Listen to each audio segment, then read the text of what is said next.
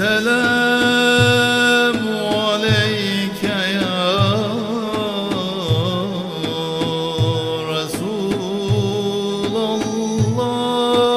Resulallah.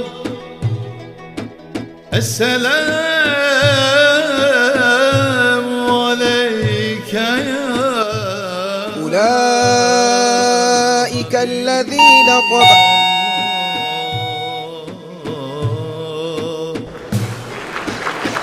Doğdun üzerimize veda tepelerinden, şükür gerekti bizlere. A'udhu billahi mineşşeytanirracim. وَالْمُطَلَّقَاتُ يَتَرَبَّصْنَ بِأَنفُسِهِنَّ ثَلَاثَةَ قُرُوءٍ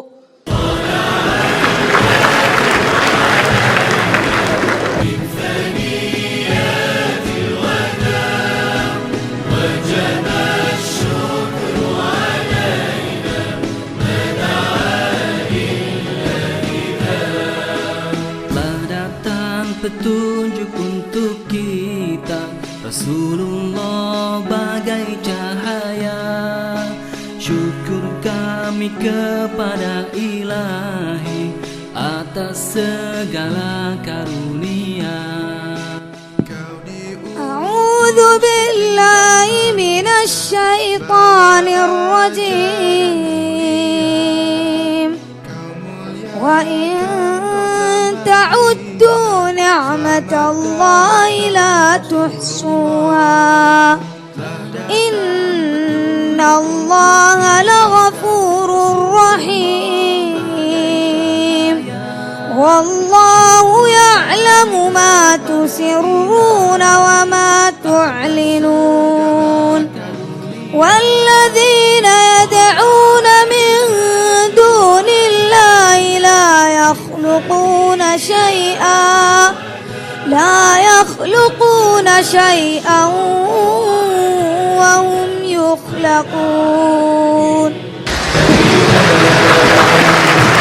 तेरा चंदा नो सोना तेरे जया होर नहीं होना यार अपने नु बना के रब ने ते होर नहीं बनाना.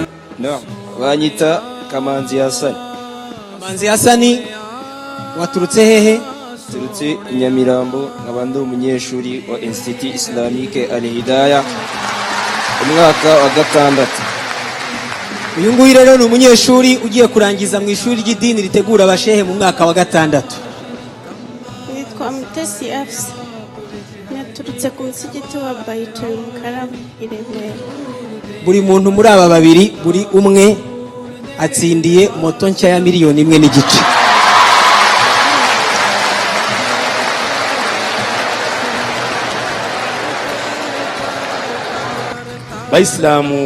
Bayisilamukazi, turabasaba gukomeza gushyigikira gahunda zo kwigisha Qur'an.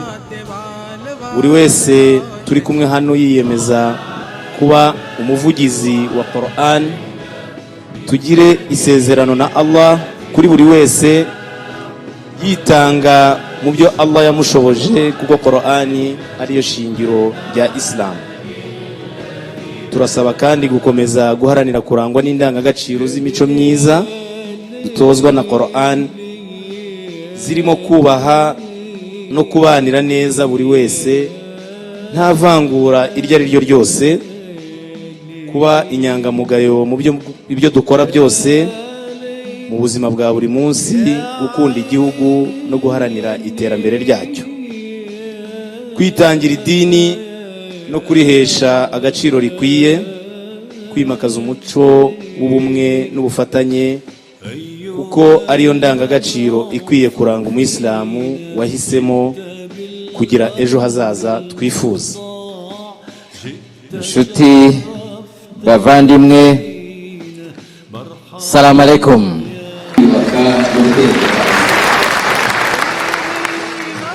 Alhamdulillah. nagira ngo mu izina rya nyakubahwa perezida wa repubulika babwire ko yishimiye intambwe mugenda mutera ari mu kwiyubaka, ari n'umusanzu wanyu mu kubaka igihugu cyacu. Turashima rero uruhare rw'umuryango w'abayisilamu mu Rwanda n'abayisilamu muri rusange mu kubaka ubumwe n'amahoro mu gihugu cyacu nyuma ya jenoside yakorewe abatutsi. Ku bayisilamu rero bivuga amahoro, niyo mpamvu kuba umuyisilamu mu Rwanda bigomba kuvuga gukunda ayo mahoro, kuyaha agaciro, kuyaharanira, ariko no gukunda igihugu kiryoshye nk'u Rwanda.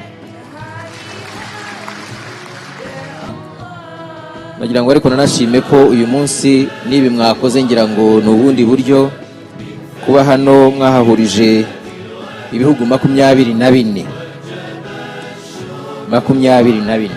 mu ngoro nziza nk'iyi, mu marushanwa meza nk'aya. Nagira ngo mbibashimire, ntaza kugira inyota nkibagirwa kubashimira igikorwa cyiza gikomeye nk'iki.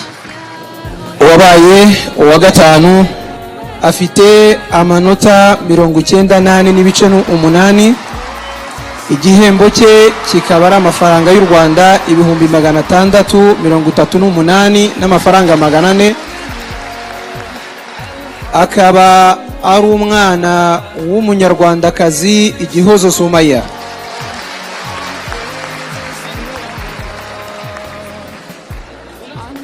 Uwabaye uwa kane muri Qur'ani yose afite amanota 97.3.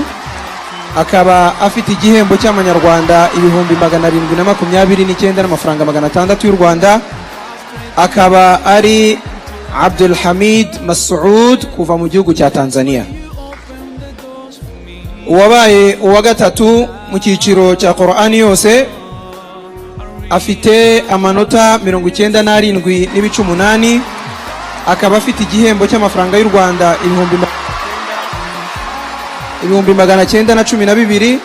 Akaba yitwa Hassan Ibrahim Muhammad kuva mu gihugu cya Sudan. Uwa kabiri muri iki cyiciro cy'amajuzu 30 afite amanota 98 n'igice kimwe. Akaba igihembo cye ari 1,368,000 by'amanyarwanda.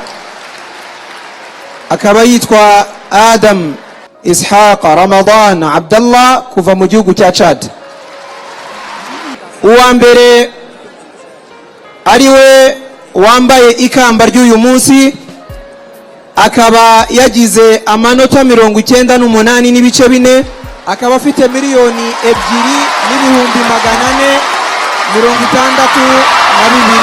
y'u Rwanda. Akaba ari Ayubu Hassan kuva mu gihugu cya Kenya. Alhamdulillah, Alhamdulillah, all praises to Allah, all praises to Allah. Alhamdulillah, Alhamdulillah, all praises to Allah, all praises to Allah.